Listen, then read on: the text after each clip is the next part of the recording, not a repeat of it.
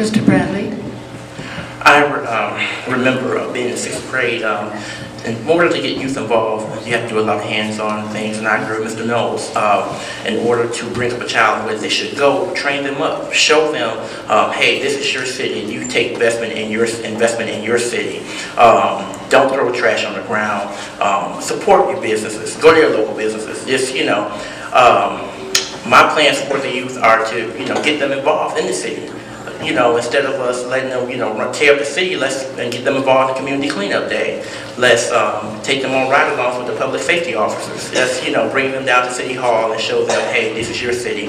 Let's show them pictures of the old Benton Harbor, how downtown Benton Harbor used to look. Whenever I see pictures of downtown Benton Harbor from the 50s and 60s, I'm like, wow, this is what Benton Harbor was. Now I see an empty downtown. I want to see a vibrant city again. And so that's my plan for the youth, to get them involved so that we can have a vibrant city again.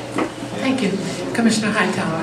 The first thing is to be a positive role model, a strong role model, that they may be able to see that you can be successful. You don't have to sell drugs, you don't have to lie, you don't have to cheat, but you can do what's right. And secondly, I think that we have to work very closely with the Benton Harbor area schools.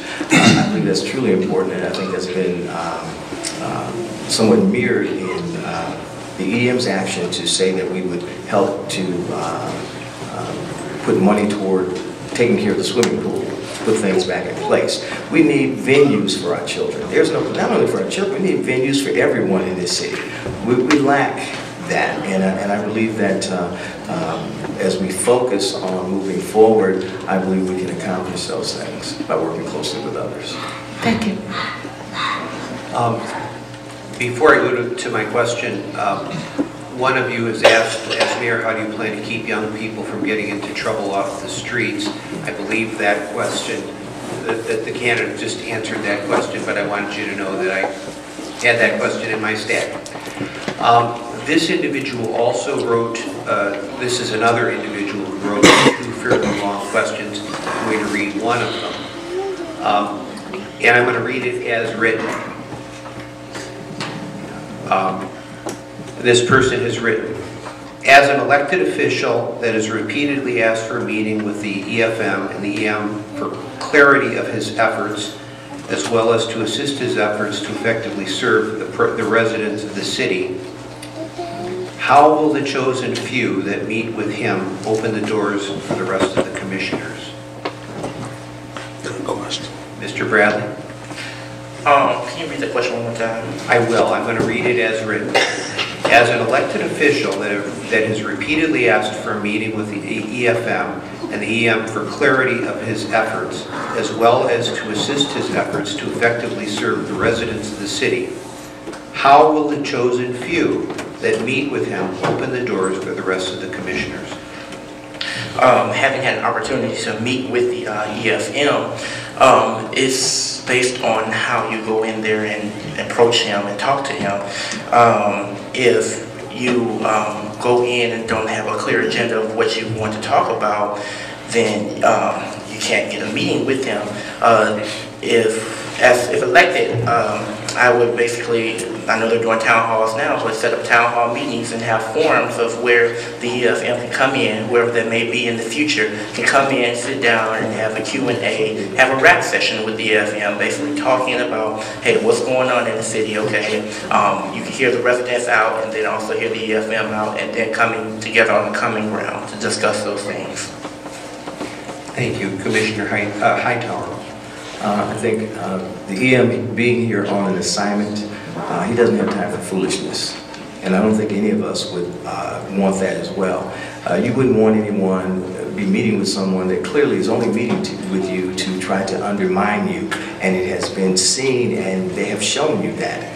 I believe that when we come with clear objectives, really meaning to work for the betterment of the city, I believe he'll meet with you. I don't have a problem with that. And in terms of how I can help that, if anyone wants to talk to me, I can give you an understanding in what is expected. It's about business. It's not about gamemanship. It's not about rhetoric, but it is about business and the business of the city of Benton Harbor.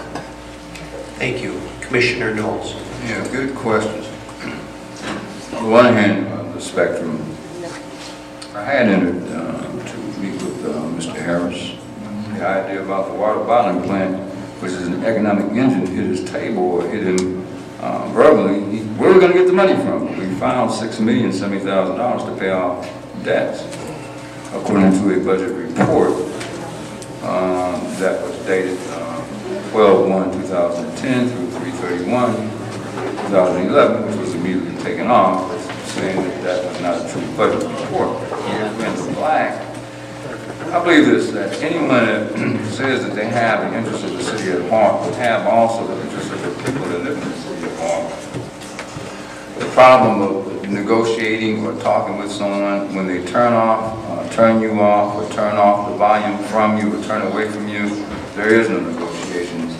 And if you ask me, then I believe that there has to be some sensitivity training for an EM that will be in this city, as I see it right now. Thank you, Mr. Knowles. Thank you.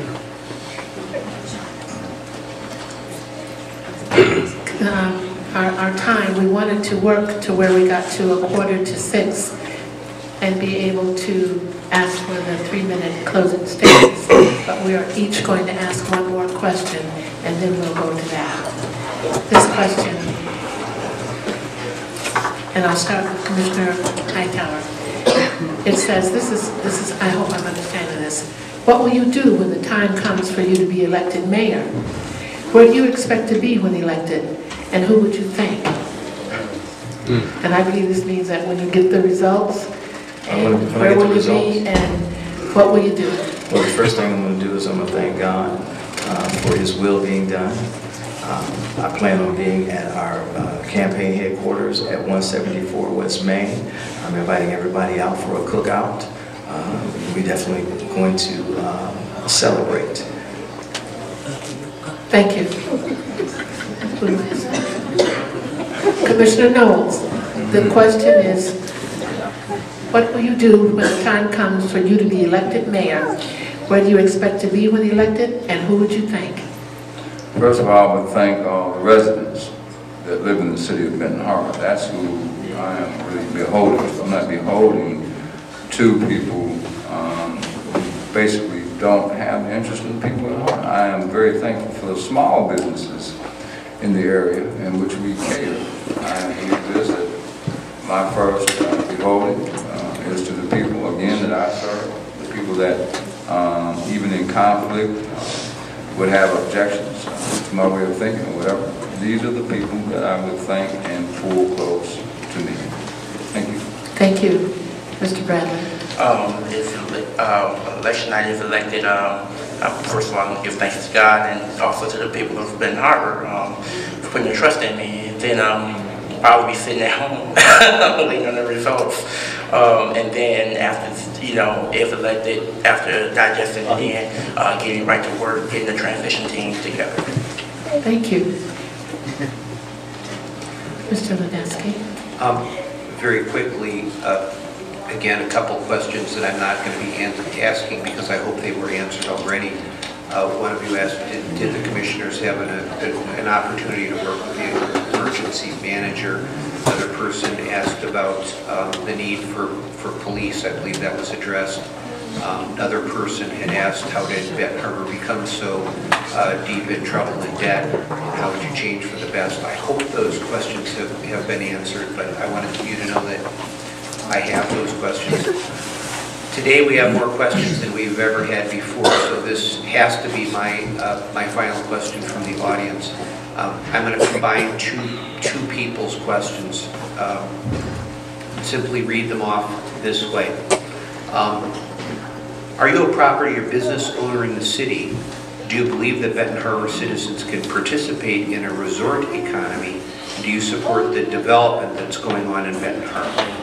And this would be Commissioner Knowles first.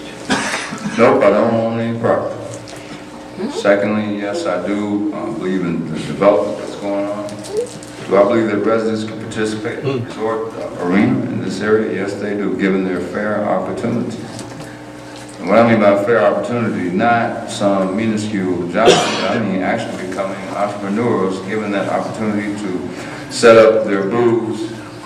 For an example, in the tournament that's coming up in May, where you can stand there, these millions of dollars that are coming in, you grasp those dollars to invest in an economic engine for your community in which you live in. Yes, I do believe that the residents, given that opportunity, should and could. Thank you. Thank you. Mr. Bradley. I do not own property in the city. I am some property owner in the city, and I do think that Benton Harbor can support a resort economy. I lived in Florida for a year, and they have Disney World down there, and that city has greatly come around the Disney Corporation. And so I know that if Orlando, Florida can do it, Benton Harbor surely can do it. Resort economy brings in a lot of different people, and so that it's an opportunity for a lot of people that had that dream to own their own business to start their own business. And because you're going to have people from all over the world coming in here in May of next year and the year after the next, coming in for the PGA tournament. So yes, Benton Harbor can support a resort style economy. Commissioner Hightower. Yes, I do own property in Benton Harbor, and yes, I do support the development that's happening, and I do believe that Benton Harbor can support a resort economy. I think we have to be smart. I think many communities have done it already to reinvent themselves, to go from factory working to a resort. I believe it can be done, and I believe it will be done. I believe we're going to see Benton Harbor prosper in the future. All we have to do is do the basics and do the right things.